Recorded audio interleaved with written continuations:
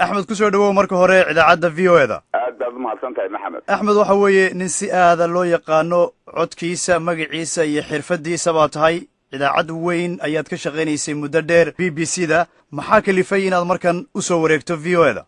محمد أرتواد ما سنتي نبى وحلقة شيء إنه يدي نوين بان هو رامي ما يوحن أكيد وابلوجان.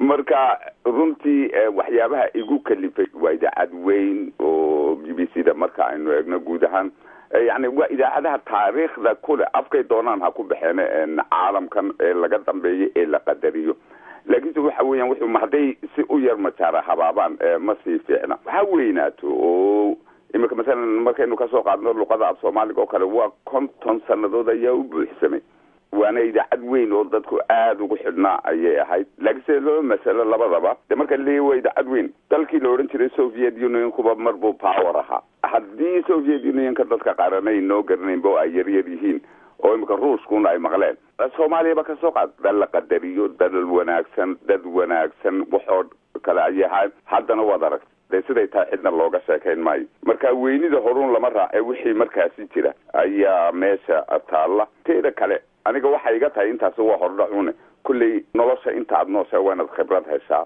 horumar aad samaysaa aad hiigsataa meel kale marka wixii aad ku hiigsan lahayd hadii ay arki weydo inaad halkan ku gaaris kulli meel kale uga bedelanaysaa maxamed marka saas la maqlo waxa leeyahay Axmed experience-ga iyo ma garanaysaa waxa u dhimanba muxuu yahay dhinac walba ayuu ka gaadhay dhinaca saxaafadda idaacadii ugu weyneedna codkiisa malaayiin Soomaali maalin kasta way dhageysataa maxamed waxa weeyaan experience-ku maaha un meesha aad joogtid waxa laga yaabaa in meesha aan ku soo socdo dhinac kale experience-ku uu ka jiro waxana ugu sii weyn waxa weeyaan talent-ka aad leedahay haddaanad meel ku soo bandhigi karay yani hibada ilaahay uu ku siiyey oo aad aragtid in markaasi aanad haysan fursadii waxaanad ku soo bandhigi lahaydo si qalloocani ay jirto dabcan waxaad soornaysaa عقلنا إلهي كسية مسكحنا إلهي كسية أودنا إلهي كسية كرتدنا إلهي كسية تعلم كان إلهي كسية ما هلا بورني ماذا تملك لو تكسو بندق تعيا وناكسن أو أنت عدنا شايدتك وقفايدي مركا كاسو ما نجده إن دقيستياشي كلا دونا أحمد وكود دقيسن شري إذا عده الصومالية ي BBC ده هذا كود دقيسن دونا فيو هذا ما حد كل هذا هاي طبعا كله كسو دواء أبكر مريكن كإذيك عيا قرصورة ياله oo kala saari kara wixii horta nolosha hadayna karkan lahayn nafmale waxa weyn idaacada BBC da way idaacad weyn sidan horeba kuugu sheegay maxamed laakiin waxa weey noloshu hadii aanay tartan lahayn aniga ilama qurxoona wax kula tartama hadaad weydina kuuma badandama saba waxa weeyaan idaacada BBC du anaga ka wariyaal han shaqaale iyo dadka Soomaaliyeed xuurtay ku haysat dadku idaacad u dhiganta BBC da oo ay dhageystaan ما يحيسن وحادو تتكسك كو خصبنا ولا دغيسن waa lagu khasbana waxaadoo titkaseeg annaguna oo ku khasbanayno deedina anuga wareegna man hayno marka annagi iyo dadkiiba xuurtay ku hayst laakiin imika xuurtadii dadkiina uu ka baxeen annaguna ka baxne isha macallina kaynu deynna garsoorida meeshii tartan baa imanayay marka diyaar baa tahay Axmed dhinacaaga markii aan Afrika jooga waxaan bartay kelmad la yiraahdo kabisa yani absolutely أحمد مركي دوينو وادي سوقاتي سوفييت كمركا واحد لذي إسبدل كان أنا قاعد عادي أنك بدلنا يموياني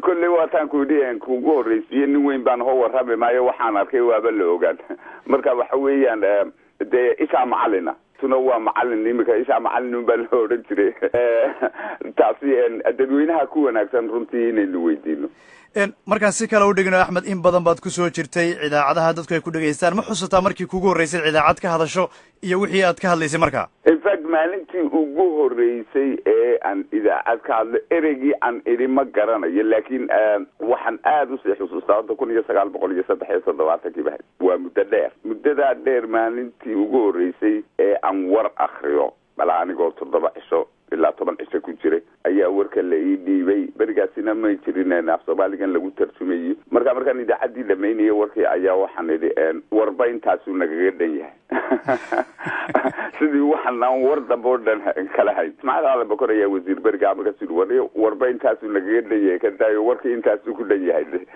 waan xasuustaa ereygaasi iyo runtii dee waxyaabo badan ereyga maalintii ugu horreysay lagu qoslay kaasuu ahaa. marka idaacaddii markaasi aad ka bilowday radio muqdisho mise radio hargeysa? radio muqdisho anigu ka bilaabay, radio hargeysa weligey kama shaqayn. markay noqoto axmed, muddo fara badan 73 marka aad fiiriso in badan baad kusoo dhex jirtay idaacadaha wararka kala duwan. warkaad is leedahay wuu kuugu naxdin badnaa oo shakhsiyaan axmed waad akhriday muxuu ahaa? maxamedow, horta waxa aada u wanaagsanaan lahayd haddii su-aalahan aan sii ogaan laha onad igu kadisenta imika waa toose.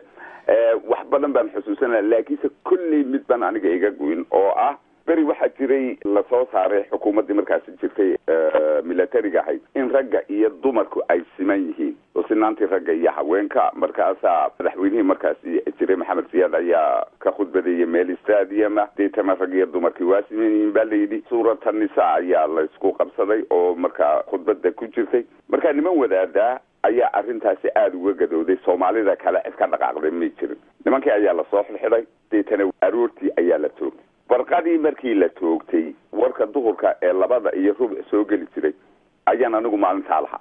wadaadadiina waa la dilay, dadkoo dhanna way deg taagayaan. horta warka igu naxdin badnaa ee aan isri waate yani aan aada uga xuma kaasoo ahaa.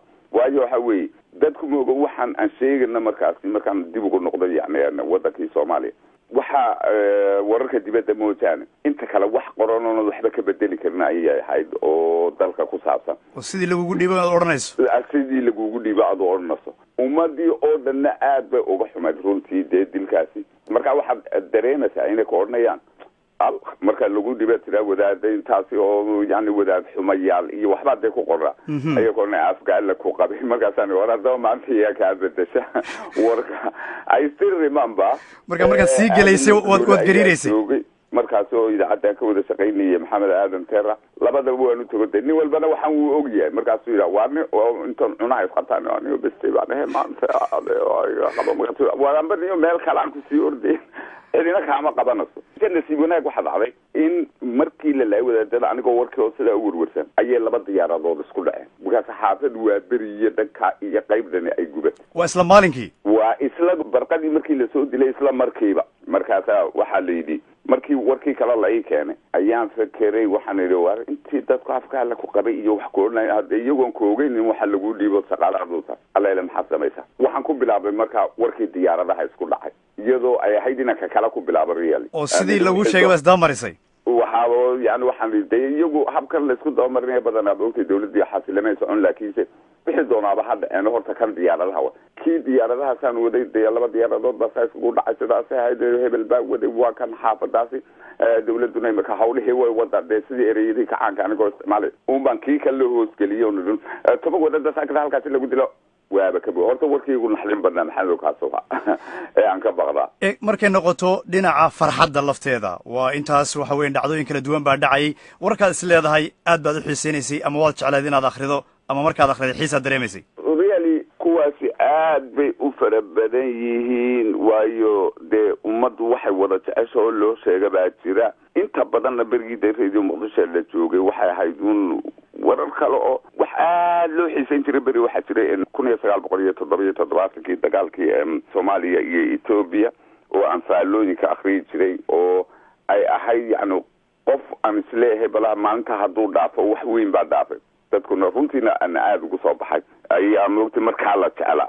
walow imika de markaan dib u dareemo ee aan dib u eego aan idhaahdo niyo hawluhuba waxay ku wanaagsan in bal hadda labada dawladood ay si isku fahmaanayeen. laakiinse wararka yani markaan xiisay lahayd waaga. bismillaahi raxmaan raxiim. ma xiisay lahayd mise yani magaalada maan mari jirin maxamed runtii dee rag badan oo imika xaggiinaa jooga ama imika ina maqlayaaba way joogeen amase soomaalida in badan oo kamid way ogeyd. wararka ummad waxaan idaacad ka sheego ugu xiisa badnayd ay ahayd. iyo dhinaca marka la eegana dhalinyarada iyo soo korasana barnaamijkii madadaalada maqashii madadaal la odhan jiray oo aanu gabdho kala wada sheegi jirnay. waxyaabo badan oo xiisa laa jiray. laakiinse ta ay ummaddu ka sinayd rag iyo dumar ee aanay dhaafi jirin duhurnimada faallada ahayd. axmed, mar kasta oo lagu dhegaysto hadday noqon lahayd dhinaca entertainmentiga iyo wararka muddada faraha badaneed ku soo jirtay, mar kasta haddana waxaa kaa muuqda xiiso iyo jacayl dadka soo jiita. maxay tahay waxaasi ku socodsiiye mar kastaba aanu daal ama maaragtay xanuun aanu kaa muuqanayn markaad wararka akhriyayso ama entertainmentiga sheegayso? maxamed halkan ay nimankan reer galbeedku ka yidhaahdaan yani tell us the secret bal hadda waxa sirta ka dambaysa waxani noo sheeg runtii horta abuuri way iska jirtaa oo dee biniaadamku u kala duwayo waxaa laga yaabaa dad aad dhegaysan jirtay sanad ama 2 sanadood aad dhegaysanayso haddana codkiisu isbedelaa jira haddii waxa adigu aad tahay waxaan aad niyad u haysid oo aad jeceshahay waxaad samaynaysa haddaad jeceshahay horta waad soconaysaa laakiinse mushkiladdu waxa weeyaan marka aad meel kale u hanqal taaga sideed isleedahay ama siyaasi noqo ama lacag yeelo ama hawshan ka bedelo oo meel kale u bedelo well of course dabcan waysa soo gabasaa laakiinse waxay doontaba ha noqoto shaqadaada markaad aaminsantahay waad soconaysaa maxamed markay noqoto axmed oo shaqadaas aad aaminsantahay aad jeceshahay haddii aadan weriye